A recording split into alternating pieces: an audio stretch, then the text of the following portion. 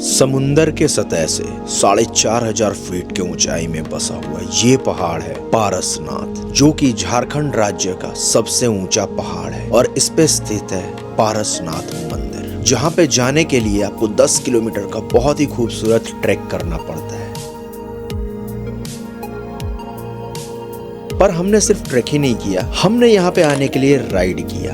मैंने लिया अपना बजाज प्लैटिना और मेरे दोस्त ने लिया बजाज पल्सर N160 और हम कोलकाता के हावड़ा से 350 किलोमीटर का राइड करके सीधे यहाँ पहुंचे पारसनाथ। पर यहाँ आने से पहले हमने बहुत सारा एडवेंचर है उसे किया।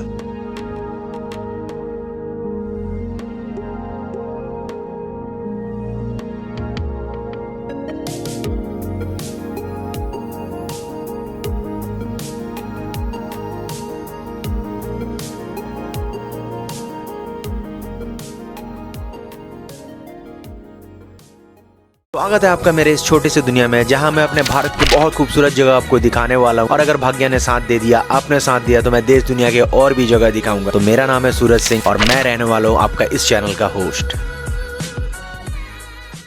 आज का सेटअप मेरा बहुत सिंपल है, टैंक बैग एज यूजुअल हमेशा की तरह।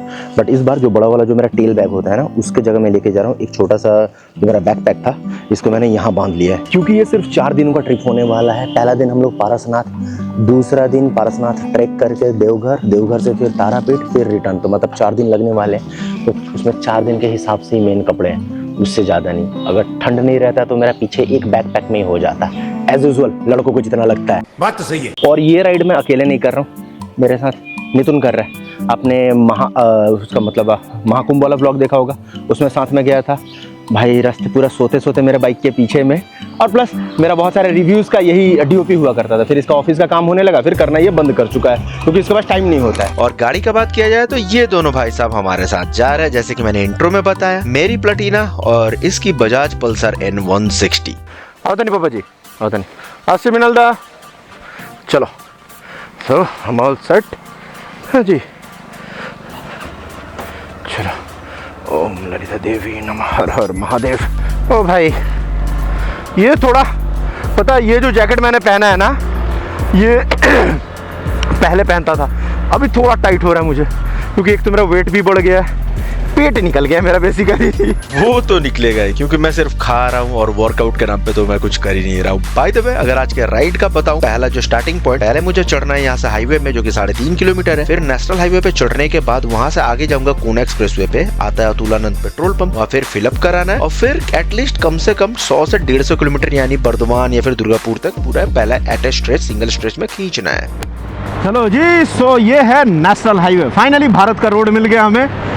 तो ये रोड अब ऐसे ही पूरे पारसनाथ तक ऐसे ही रहने वाला है। ये तो फिर भी पुराना वाला है, बट अभी जैसे डानकुनी पहुंचेंगे, डानकुनी के बाद एकदम ब्रांड न्यू टारमैक है, पूरा एकदम प्लेन का रनवे है टिल पारसनाथ, मतलब हजारीबाग तक। बढ़िया है, बढ़िया है।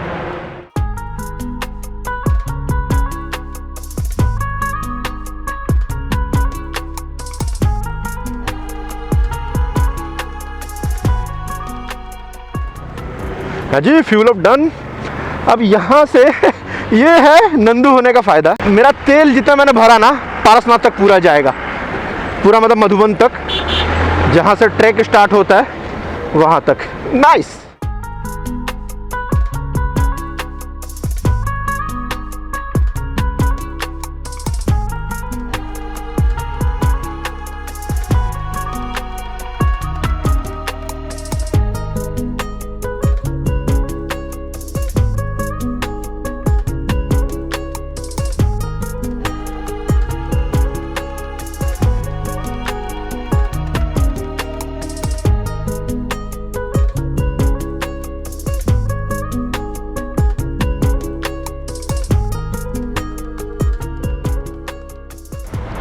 ये पूरा बर्धमान का जो मेन जो टाउन हुआ, उन्होंने सारा क्रॉस कर गया और टाइम भी हो रहा है 9:30 होने वाला, 9:28 हो रहा है। मतलब ऑलमोस्ट 2 घंटे हो गए राइड करते हुए।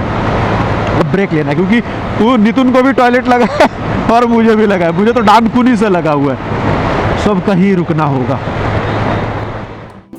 धन्यवाद जी। सो अभी के नाश्ते के लिए आइए पूड़ी सब्जी, और नितुन के लिए भी ये ब्रेक थोड़ा लंबा होने वाला है क्योंकि घर से निकलने के बाद ये पहला ब्रेक है और प्लस हमें ब्रेकफास्ट भी करना था, तो इसीलिए इसमें थोड़ा टाइम हम लोग देने वाले हैं। हाँ, सो ये 10-20 हो गया, लगभग 40 मिनट का ब्रेक, हमारा ब्रेकफास्ट भी कंप्लीट। और एक चीज़ हुआ है, हीट के कारण ये देखो टायर का जो प्रेशर है पीछे वाला 51 psi हो गया, जबकि था ये 45 psi, क्योंकि गर्मी से हवा एक्सपैंड करता है और चला भी रहा है काफ़ी तेज़, तो इसके सेंसर को थोड़ा खोलना होगा।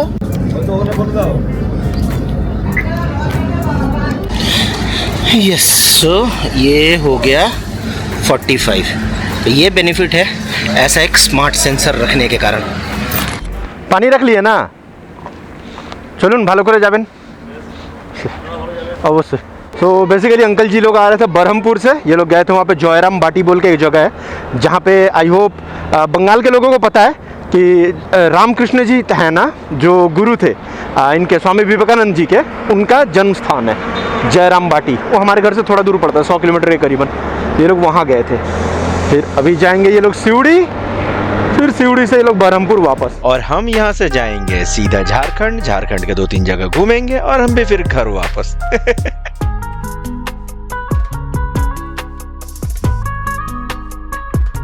ये क्या, ये चिप्स का पैकेट है शायद।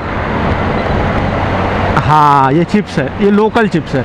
क्या नाम, बारबी डॉल। ओ भाई बढ़िया, बारबी डॉल चिप्स।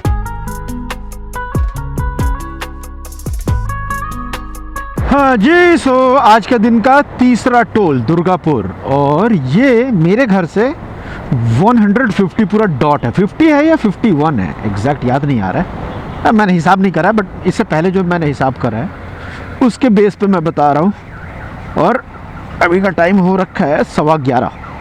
तो अभी यहाँ पे एक कॉल करना मुझे, क्योंकि आसनसोल में मुझे अभिषेक भाई मिलेंगे। तो यहाँ पे रुक के सबसे पहले मैंने अभिषेक भाई को कॉल किया, क्योंकि आसनसोल में उनका घर है और आसनसोल यहाँ से एग्जैक्ट जहाँ पे अभिषेक भाई का घर है वो सिर्फ 51 किलोमीटर है, जो कि 1 घंटे के अंदर ही पहुँच जाएंगे। तो उनको इन्फॉर्म कर दिया ताकि वो वहाँ पे सड़क के पास ही रहे। कैसा हो? बढ़िया, चलो। हाँ, तो हमने यहाँ पे हॉल्ट लिया, ये था सिंह होटल। यहाँ पे हमेशा जब भी आता हूँ अभिषेक भाई के लिए यहीं पे रुकता हूँ। तो यहाँ पे ज्यादा कुछ नहीं, सिर्फ चाय पिया और जो बातें हैं कुछ बातें साथे गया, क्योंकि काफी टाइम बाद मिल रहे हैं। फिर यहाँ से फिर निकलने को तैयार हो गए। ओके भाई, राम राम, चलते। चलो, तो अब यहाँ से जो अगला स्टॉप है वो 32 या 31 किलोमीटर है, माइथन डैम।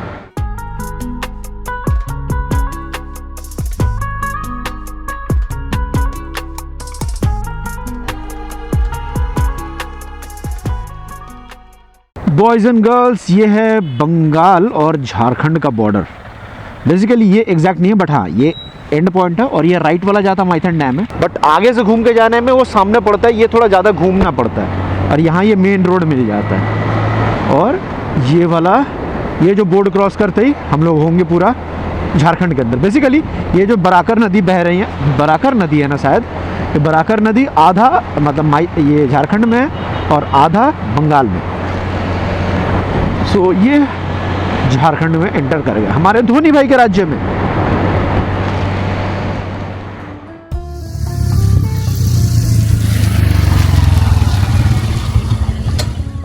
हो, अनबिलीवेबल है ये। मतलब इस मौसम में इतना अच्छा दिखना, जनरली ये बरसात के मौसम में होता है, बट ये ठंडी के मौसम में इतना पोल्यूशन क्लियर होगा। भाई कोलकाता में पोल्यूशन ज़्यादा है तो ऑब्वियस बात तो दिखता नहीं है, बट यहाँ पे देखोगे पूरा नीला नीला दिख रहा है। पोल्यूशन है बट उतना नहीं है, और काफ़ी अच्छा दिख रहा है। पानी भी नीला है और आसमान तो खैर नीला है ही।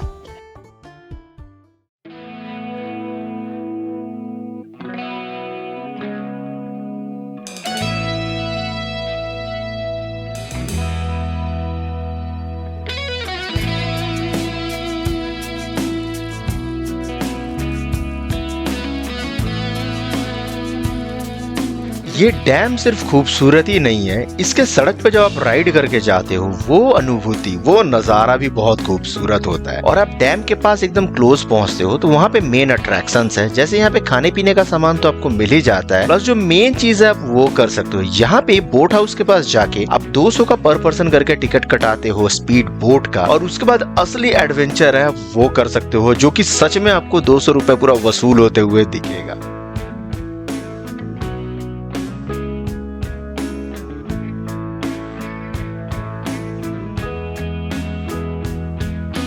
अभी के सवारी का बात करूँ तो ये नाव जो है बड़ा ही कमाल का है। सबसे पहला चीज तो इसमें जो इंजन लगा है वो जापानीज है, बट ये पूरा नाव हमारे कोलकाता में बना हुआ है, जो कि है FRP मटेरियल यानी कि फाइबर रीइंफोर्स्ड प्लास्टिक से बना हुआ है। और जो इंटरेस्टिंग चीज है वो है इसका इंजन। ये यामाहा का 200 इंजन है यानी कि 200 हॉर्स पावर वाला, और ये 4 स्ट्रोक इंजन है 6 सिलेंडर के साथ। जी हाँ, जो कि है 3.5 लीटर का। और इसका प्राइस का बात करूँ तो भैया ये 18 से 25 लाख के बीच में आता है, जापान या फिर थाईलैंड से बन के। मतलब ये नाव पूरा एक पावर हाउस है, जैसे कि यामाहा का R1M है ये।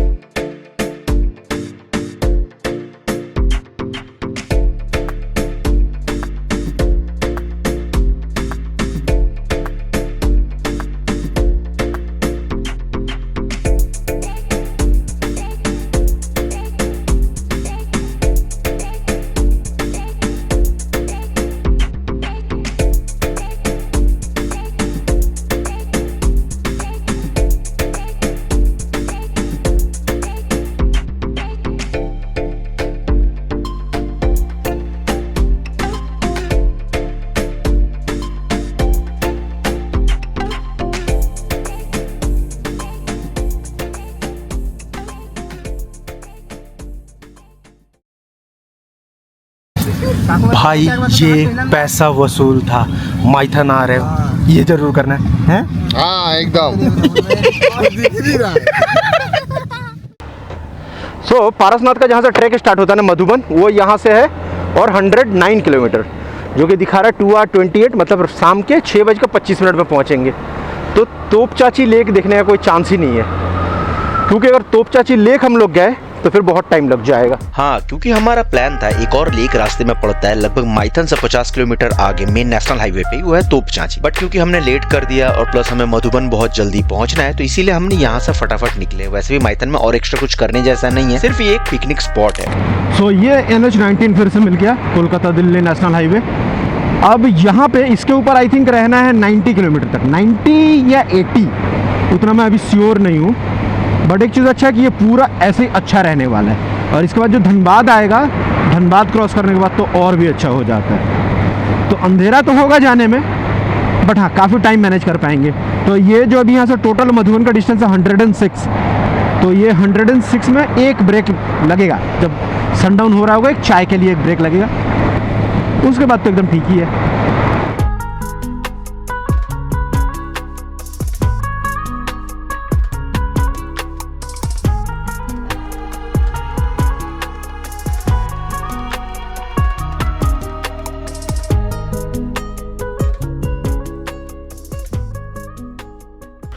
सो ये नेशनल हाईवे हमने छोड़ दिया, बट ये भी नेशनल हाईवे ही है एक्चुअली, 19 वाला छोड़ दिया। और ये है आई थिंक 141A। और इस रोड का अच्छा बात है कि सिंगल लेन तो है बट अच्छा है। तो यहाँ से गया 164, हज़ारीबाग 72, ओके।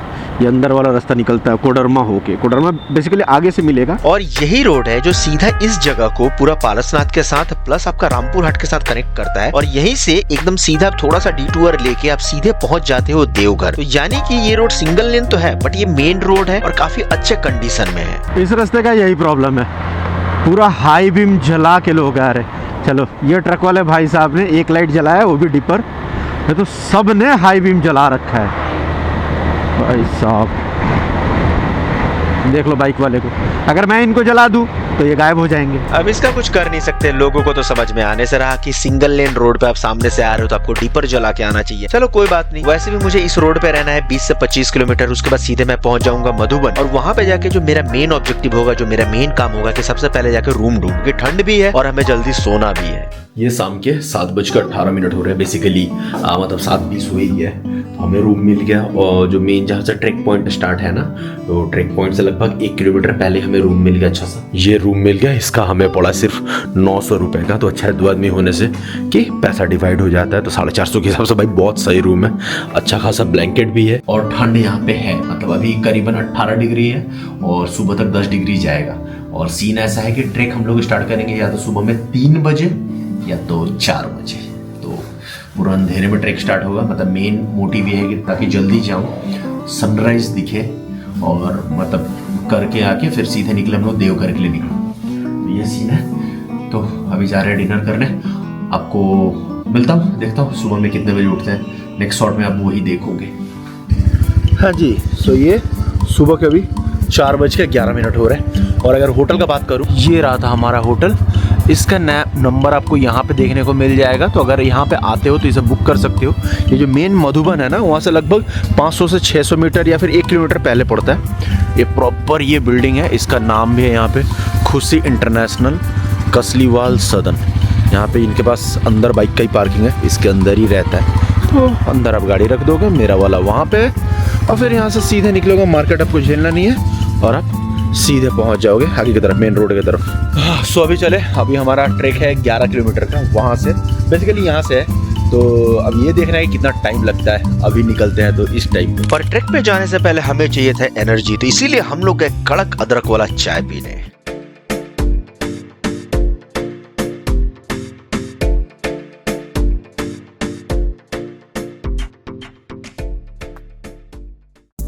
तो इस वाले पॉइंट से स्टार्ट हो रहा है ट्रैक, ये पर्टिकुलर इस पॉइंट से।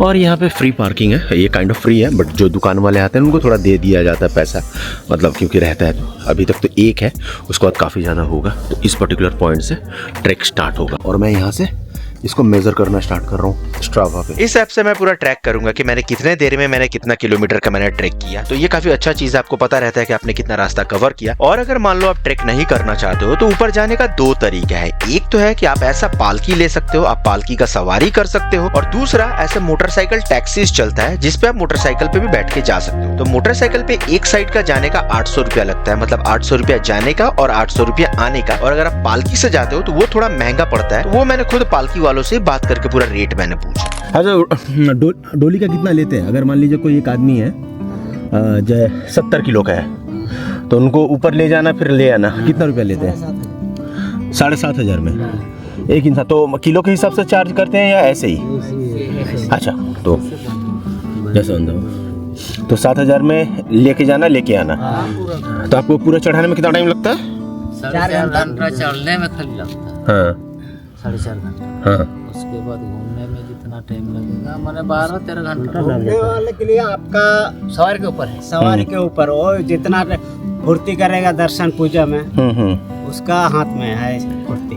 फिर नीचे लेके आने के लिए हम लोग 3 घंटा। तो ऐसे ही भैया लोगों से बात करने के बाद मैंने अपना ट्रैक फिर से स्टार्ट किया और 16 मिनट के अंदर ही मैंने 2 किलोमीटर कवर कर लिया, जहाँ पे मुझे पहला चाय का दुकान दिखा। फिर वहाँ से आगे बढ़ के मैंने लगभग 2.5 किलोमीटर क्रॉस किया। फिर पहुंचा एक पहले मंदिर पे, जहाँ पे अंधेरा था जिसके कारण अंदर मंदिर में जा नहीं पाया। फिर वहाँ से स्टार्ट करके फिर मैंने ट्रैक को और आगे बढ़ाया और थोड़ा मैं थक गया था इस बार, तो इसीलिए मैं थोड़ा एक रिफ्रेशमेंट के लिए रुका। सो ये 3.95 में तो 4 किलोमीटर हो गया और 50 मीटर 47 मिनट लगा।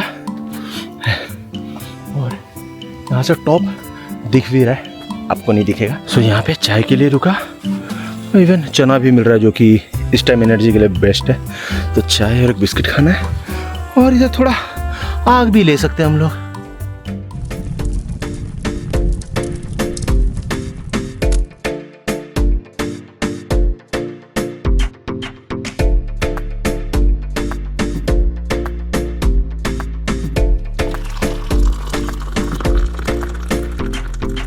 फिर यहाँ से चाय पी के मैंने अपना ट्रैक फिर से स्टार्ट किया और धीरे धीरे सूर्य देव का भी आगमन होने लगा था।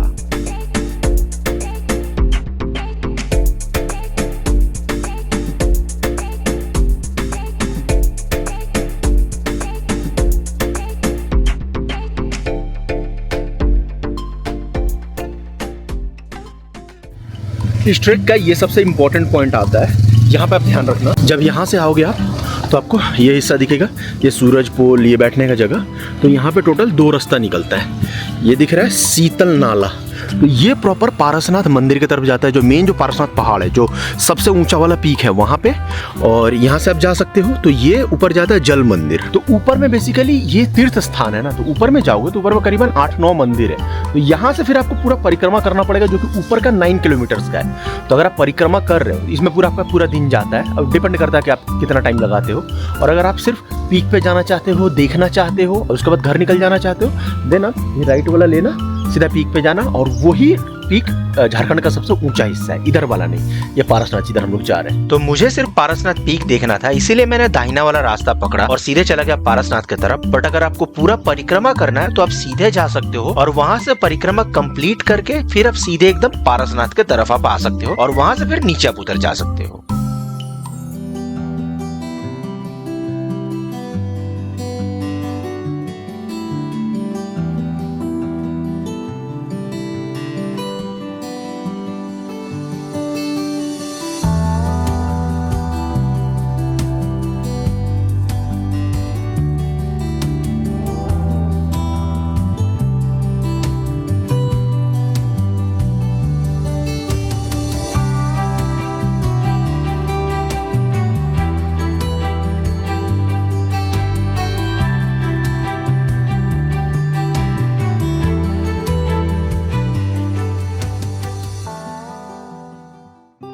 तो टोटल 9.5 किलोमीटर चलने के बाद फिर आपको ये एकदम खुला मिलता है, क्योंकि पूरे टाइम तो आप जंगल में चल रहे होते हो, जहाँ पे आपको ये पूरा नज़ारा मिलता है। अभी भी ये टॉप नहीं है, टॉप यहाँ से लगभग 150-200 मीटर का अभी भी इंक्लाइन है, मतलब ऑलमोस्ट आई थिंक 100 मीटर्स का इंक्लाइन होगा, बट आपको हाफ किलोमीटर या 600 या 700 मीटर और चढ़ना पड़ेगा।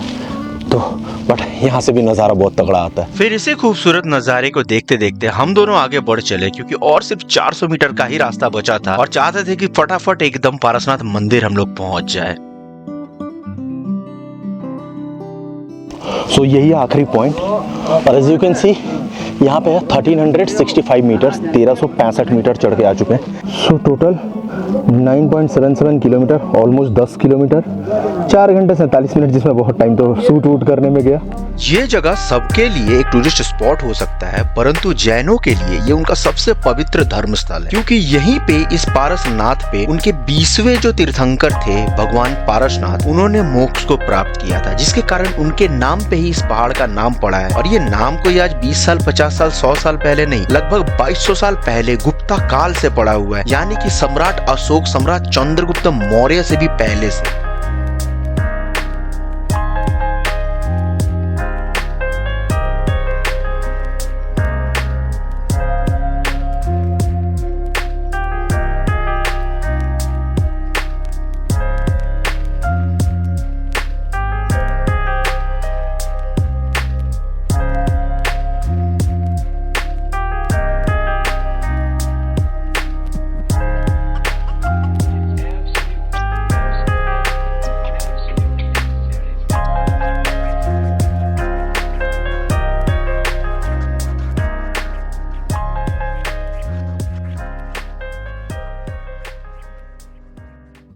ये मेरे होटल का बैकयार्ड है, बैकयार्ड में बैठा हुआ हूँ, और इस राइड से ज़्यादा इम्पोर्टेंट है जो ट्रेक का है। तो ट्रेक का 1-2 चीज़ है। जैसे पहला चीज़ मैं बताऊँ, ये मेरा 3rd अटेम्प्ट था। हाँ जी, लिटरली पहली बार आया 2021 में, दूसरी बार आया 2023 में, नहीं कर पाया मैं। पहला बार बाइक में दिक्कत हो गया, दूसरी बार यहाँ पे मेरे को काम था, मेरे को जाना पड़ा, तीसरी बार फाइनली मैं कर पाया। मेरे को ऐसा फील हो रहा था कि जो शायद उस टाइम में उस लायक नहीं था कि यहाँ मैं दर्शन कर पाऊँ, तो इस बार मैंने करा। बहुत ही अच्छा लग रहा है, एक्चुअली बहुत ही अच्छा लग रहा है। और आने का यहाँ जो बेस्ट टाइम है, टाइम इन द सेंस कि वेदर का बात नहीं बोल रहा हूँ मैं, नॉर्मल एक जनरल टाइम, या तो आप सनराइज देखने आओ या तो आप सनसेट देखने आओ। उसके अलावा मतलब पूरा मतलब ये ज़्यादा हाइट भी तो नहीं है ना, सिर्फ 1100 मीटर है, तो अब पोल्यूशन के कारण फॉगी टाइप का हो जाता है, तो उसके बाद उतना व्यू उतना सही आएगा नहीं। हाँ, अनटिल और अनलेस आप मानसून के सीज़न में आते हो, बरसात के मौसम में, तो थोड़ा अच्छा लगेगा। बाकी जो है यही है। तो भैया आई होप आपको वीडियो अच्छा लगा होगा, मुझे नहीं पता कैसा बना है, तो आई होप अच्छा लगा होगा। तो आप लाइक कर देना, और मुझे इंस्टाग्राम पर फॉलो कर सकते हो मेरे लेटेस्ट अपडेट्स के लिए। तो इसी नोट पर मैं आपसे मिलता हूँ नेक्स्ट वीडियो में। टिल देन राइड सेफ, जय हिंद, हर हर महादेव, टाटा, बाय बाय।